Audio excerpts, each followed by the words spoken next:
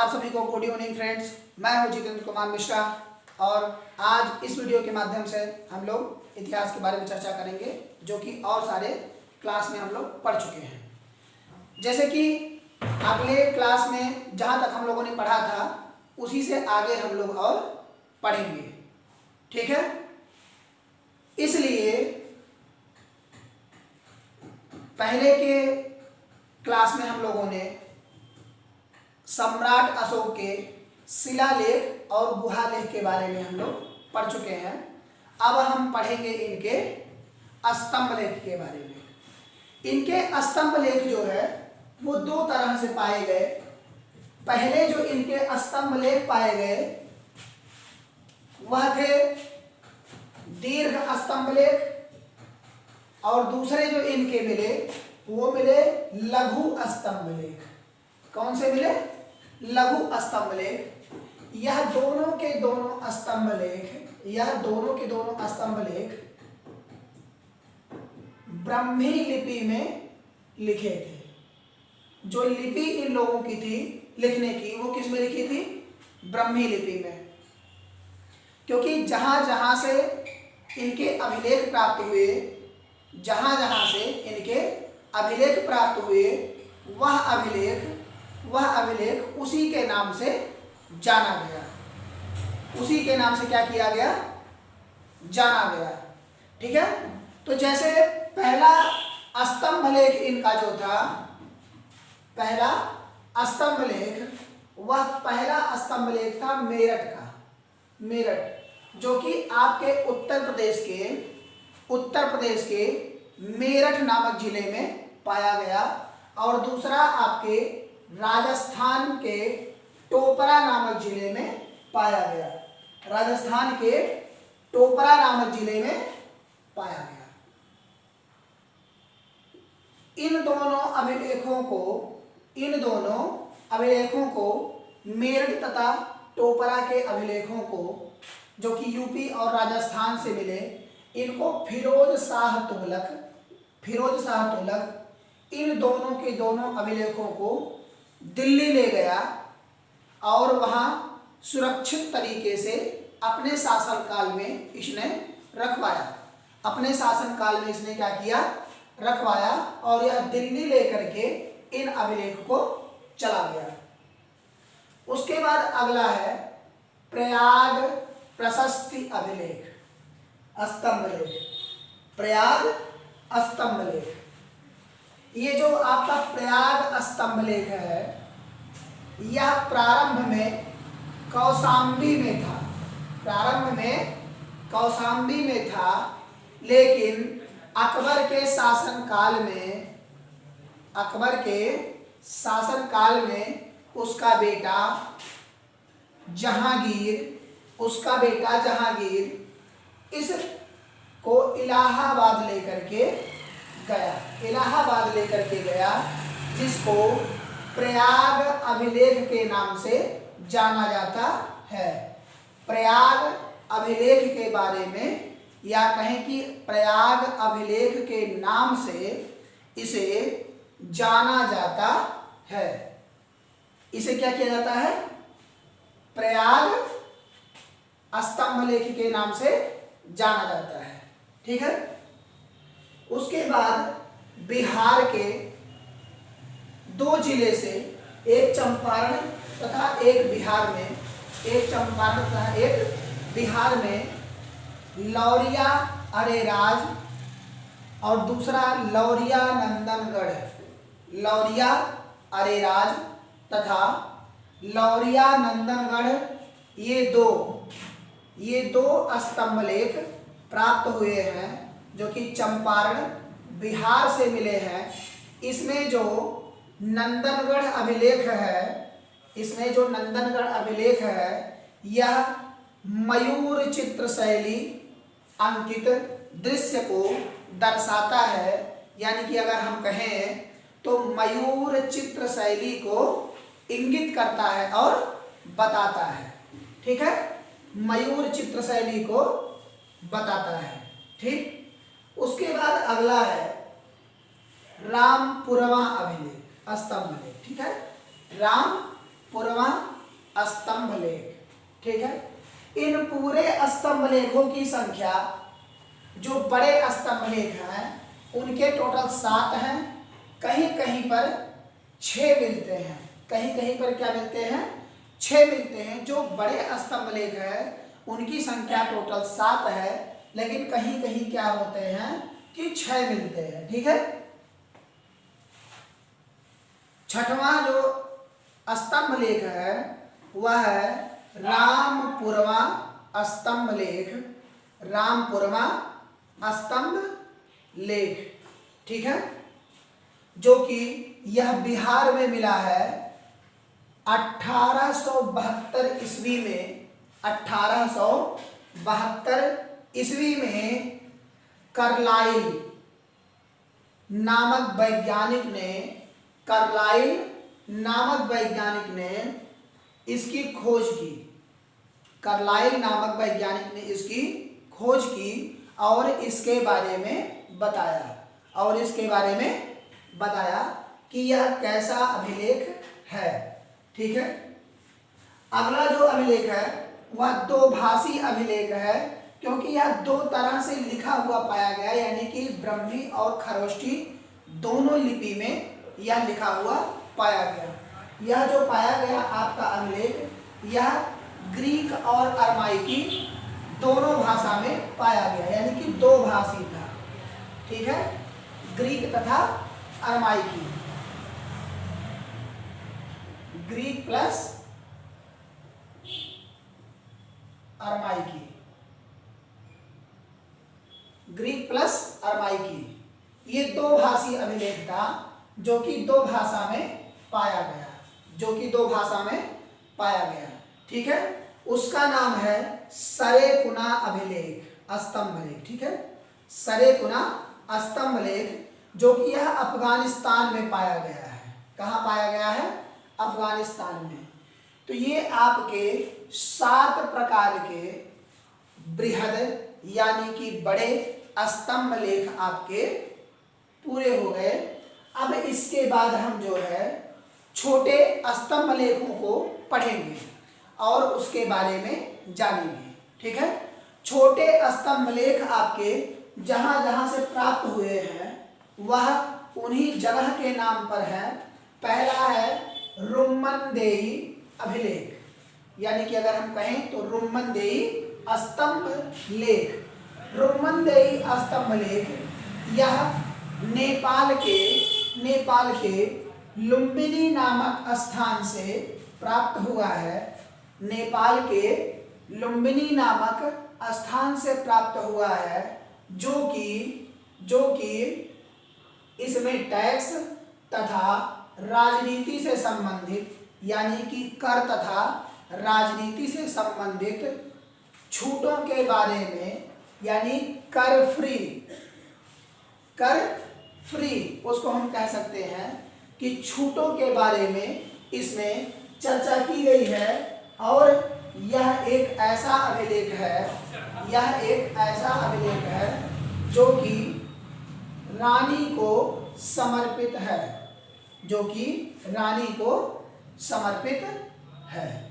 ठीक है, उसके बाद दूसरा जो है वह है निगाली सागर स्तंभ लेख। निगाली सागर स्तंभ लेख, निगाली सागर स्तंभ लेख जो है आपका, यह निगाली सागर स्तंभ लेख, इसको निगलीवा स्तंभ लेख, निगलीवा स्तंभ लेख, निगलीवा स्तंभ लेख या रुम्मनदेई द्वितीय स्तंभ लेख के नाम से जाना जाता है। द्वितीय स्तंभ लेख के नाम से जाना जाता है। इस अभिलेख में अशोक के यात्रा का वर्णन, इस अभिलेख में अशोक के यात्रा का वर्णन तथा बौद्ध भिक्षु कनक मुनि, बौद्ध भिक्षु कनक मुनि के आश्रम, कनक मुनि जहाँ कनक मुनि रहते थे बौद्ध भिक्षु के, क्योंकि अशोक जो है वह बौद्ध धर्म का अनुयायी था, ठीक है, क्योंकि उसने आजीवक संप्रदाय को त्याग करके बौद्ध धर्म के शरण को अपना लिया था, जिनके कारण यह बौद्ध भिक्षु कनक मुनि के आश्रम को परिवर्तन कर डाला और जो कुछ भी उसमें थोड़ी बहुत खराबियां थी उनको बनवा करके वह नए सिरे से कर दिए। यह निगाली सागर स्तंभ लेख में लिखित रूप से विद्यमान है और यह बताया जाता है। अगला है सांची स्तंभ लेख। सांची स्तंभ लेख यह मध्य प्रदेश के रायसेन जिला से प्राप्त हुआ है। यह मध्य प्रदेश के रायसेन जिला से प्राप्त हुआ है। इसमें जब अशोक ने भेरी घोष की जगह धम्म घोष की व्याख्या का आदेश दिया, भेरी घोष की जगह अपने चौथे शिलालेख में सम्राट अशोक ने इसका वर्णन किया है कि मैं सम्राट अशोक भेरी घोष की जगह धम्म घोष की व्याख्या करते हैं। तो उस समय क्या हुआ, जो संघ में निरादर होता था अर्थात भेदभाव किए जाते थे, उन भेदभाव को रोकने के लिए आदेश दिया सम्राट अशोक ने और कहा कि उसके लिए हम महामात्र की नियुक्ति करेंगे। उन्होंने कहा कि मैं महामात्र की नियुक्ति करूंगा। यहां तक किसी को कोई परेशानी तो नहीं है? जिसको भी परेशानी होगी वह कमेंट बॉक्स में बता देंगे, ठीक है। आदेश दे करके महामात्र की नियुक्ति किए। अगला है सारनाथ स्तंभ लेख। सारनाथ स्तंभ लेख जो कि संघ भेद के लिए यानी कि जो संघ में भेद करते थे, जैसा कि अभी ऊपर हम लोगों ने सांची के स्तंभ लेख में पढ़ा, उसी तरह सारनाथ के स्तंभ लेख में संघ भेद के लिए महामात्रों की नियुक्ति की गई है, ऐसा सम्राट अशोक द्वारा लिख करके इसको प्राप्त किया गया, ठीक है। उसके बाद अगला है कौशाम्बी या इलाहाबाद स्तंभ लेख। कौशाम्बी या इलाहाबाद स्तंभ लेख यह इनकी दूसरी रानी, अशोक की दूसरी रानी महारानी कौरवाकी को यह समर्पित है। महारानी कौरवाकी को यह समर्पित है और इसी के माध्यम से अशोक की दूसरी महारानी कौरवाकी के नाम से पता चलता है और इसे बताया जाता है। तो अभी हम लोगों ने सम्राट अशोक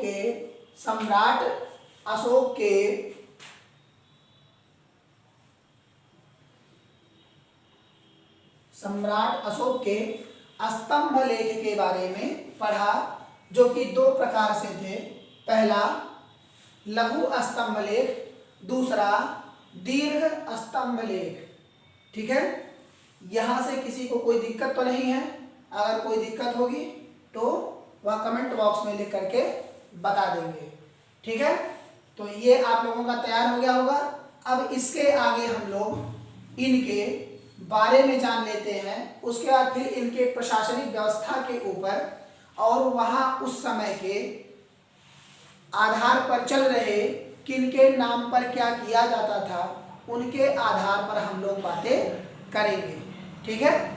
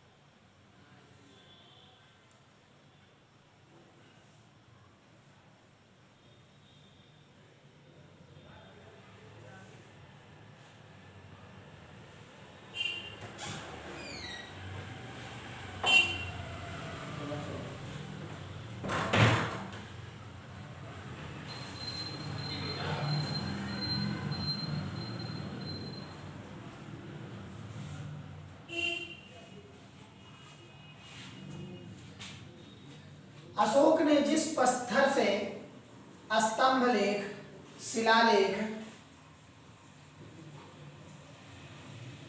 स्तंभ लेख, शिलालेख और गुहालेख को बनाया, वह पत्थर इन्होंने यूपी के, उत्तर प्रदेश के चुनार नामक स्थान से प्राप्त किया था। और इसके जो कारीगर थे वह बढ़ई उनको कहा जाता था। उनको क्या कहा जाता था? बढ़ई। और वही पत्थर काट करके इसको बनाने का कार्य करते थे, बनाने का कार्य करते थे। ठीक है, इसको बनाने का कार्य करते थे, जिससे यह बन करके तैयार हो जाए, जिससे यह बन करके तैयार हो जाए। ठीक है, मानसेहरा तथा शहबाजगढ़ी जो कि पाकिस्तान में है, जो कि कहाँ है? पाकिस्तान में। यहाँ पर खरोष्ठी लिपि में लिखी गई, खरोष्ठी लिपि में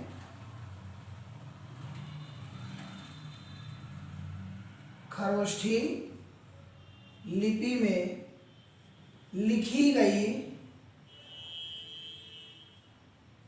गई स्तंभ लेख या शिलालेख प्राप्त हुआ है।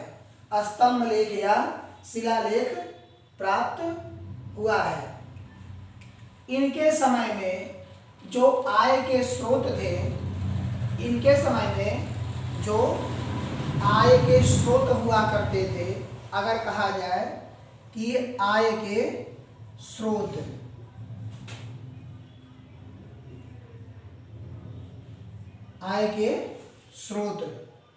वह आय के स्रोत जो होते थे वो थे कृषि, पशुपालन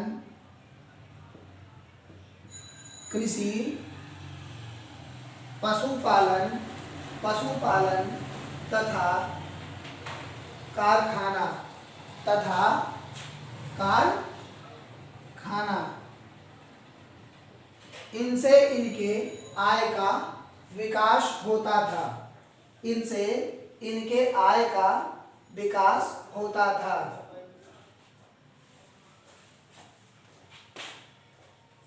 इतिहासकार जस्टिन ने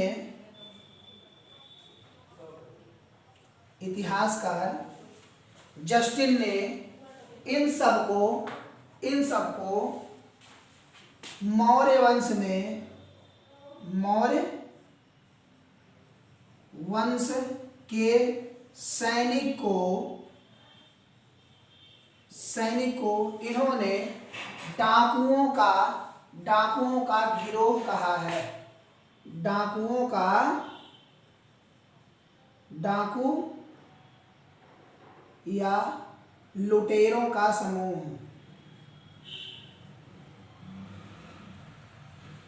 लुटेरों का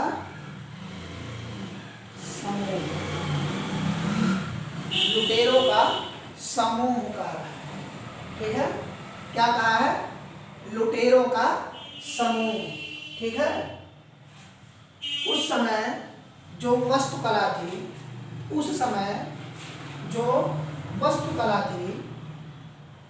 वह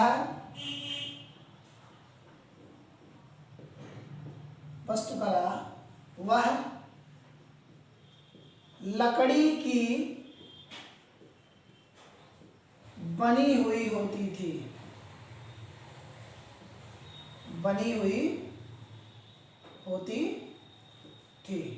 ठीक है।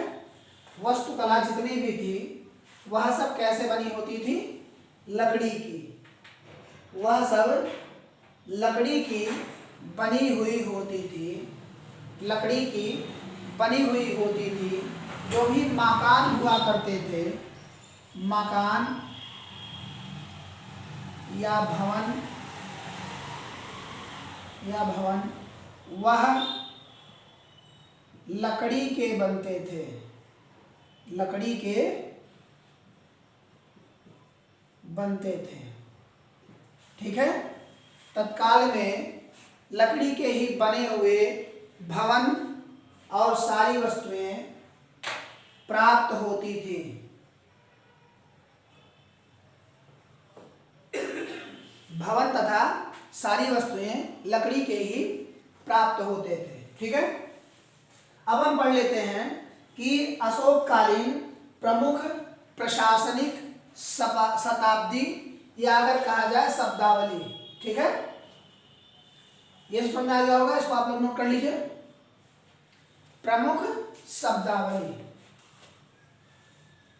प्रशासन के लिए जो उनमें प्रमुख शब्दावली प्रयोग किया जाता था, प्रमुख शब्दावली प्रयोग किया जाता था, उस शब्दावली को हम लोग पढ़ लेते हैं। ठीक है। उस शब्दावली के बारे में हम लोग क्या करते हैं? जान लेते हैं।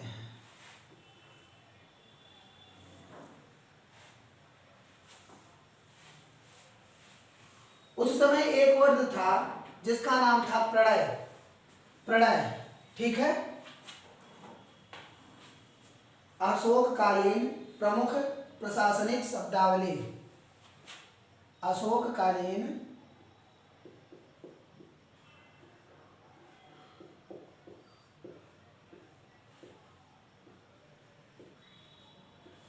प्रमुख शब्दावली, अशोककालीन प्रमुख शब्दावली। ठीक है। इनके बारे में हम लोग क्या करते हैं? पढ़ लेते हैं जो क्या क्या कहा जाते हैं। ठीक है। उसमें पहला वर्ड था जिसे प्रणय कहा जाता था। क्या कहा जाता था? प्रणय। प्रणय को उस समय आपातकालीन में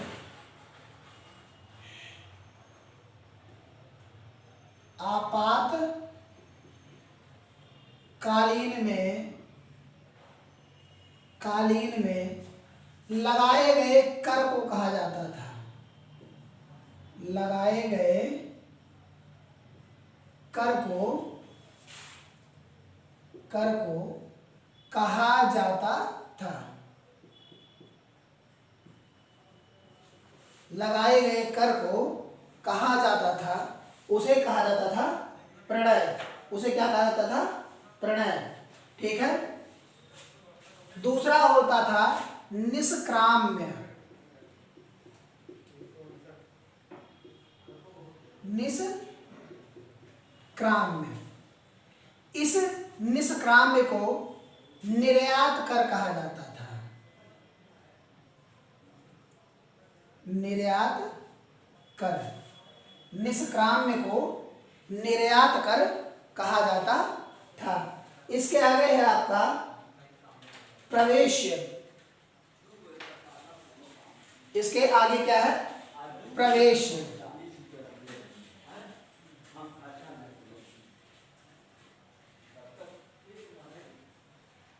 प्रवेश्य जो आपातकाल के कर होते थे, जो आपातकाल के कर होते थे, उनको 20% लिया जाता था। कितना लिया जाता था? 20%। जो आपातकाल के कर होते थे उन करों को 20% लिया जाता था। कितना? 20%। ठीक है।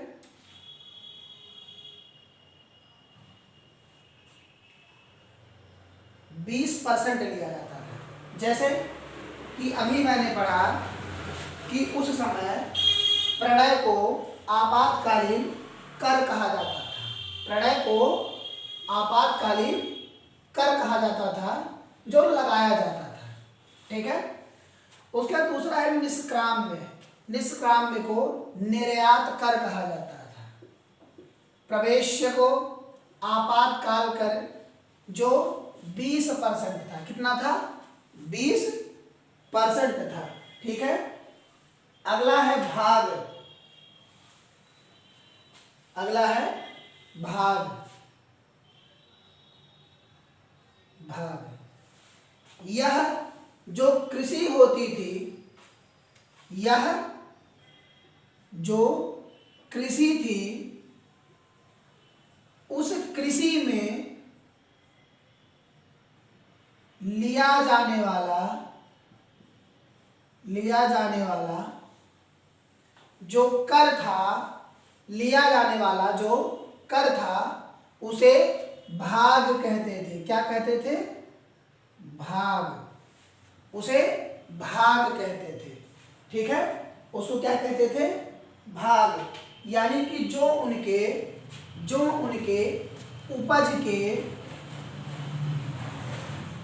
उपज के हिस्से का होता था। यानी कि जितना वो उस समय उपज करते थे उसी उपज के एक अनुपात में इसको लिया जाता था, जिससे किसी भी खेत वालों को कोई भी परेशानी ना हो और सही तरीके से कारोबार चलता रहे। इस कारण से लिया जाता था।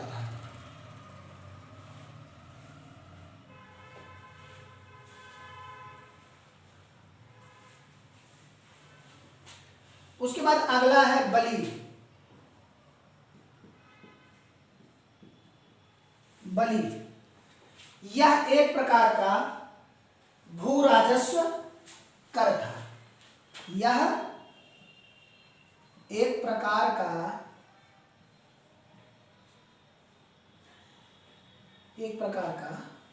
भू राजस्व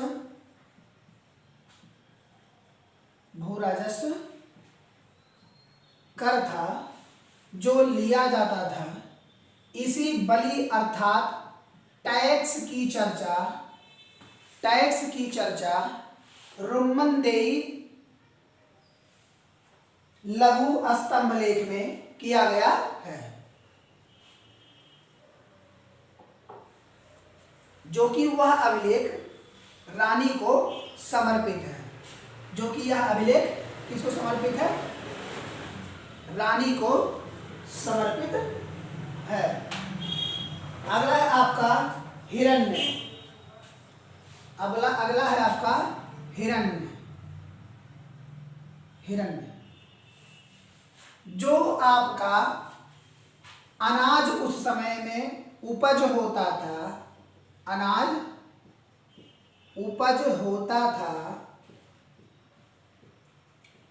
उस उपज में से जो भाग लिया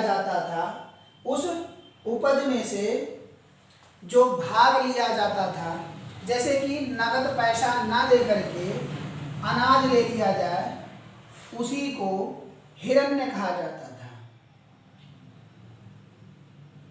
उसी को हिरण्य कहा जाता था। ठीक है। उसी को क्या कहा जाता था? हिरण्य। ठीक है। अगला है परिहारिक।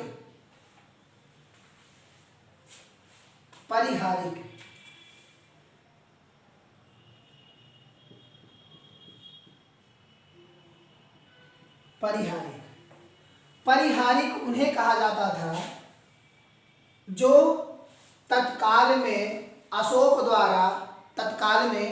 द्वारा या उनके साम्राज्य में रहने वाले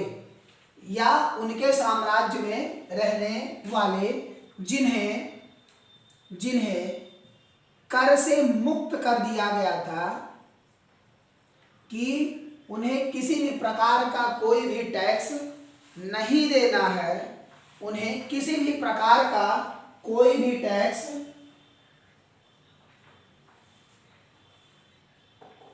नहीं देना है। उन्हें किसी भी प्रकार का कोई टैक्स नहीं देना है। ठीक है। उन्हें परिहारिक कहा जाता था। उन्हें क्या कहा जाता था? परिहारिक। ठीक है, परिहारिक। अगला है आपका राष्ट्र। अगला क्या है? राष्ट्र। ठीक है,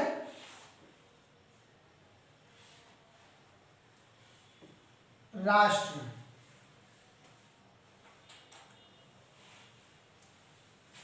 राष्ट्र, राष्ट्र। अच्छा, एक बात बताइए, आज के समय में आप लोग भी राष्ट्र बहुत अच्छे तरीके से जानते होंगे। कैसे?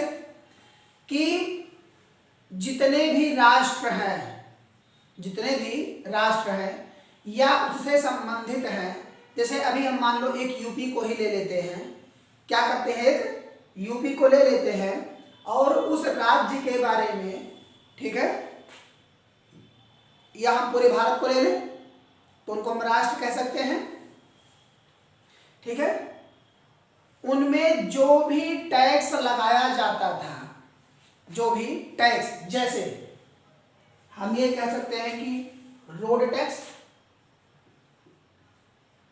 ठीक है, नहर टैक्स, नहर टैक्स, नहर टैक्स कह सकते हैं ना, रोड टैक्स, नहर टैक्स, पानी का टैक्स,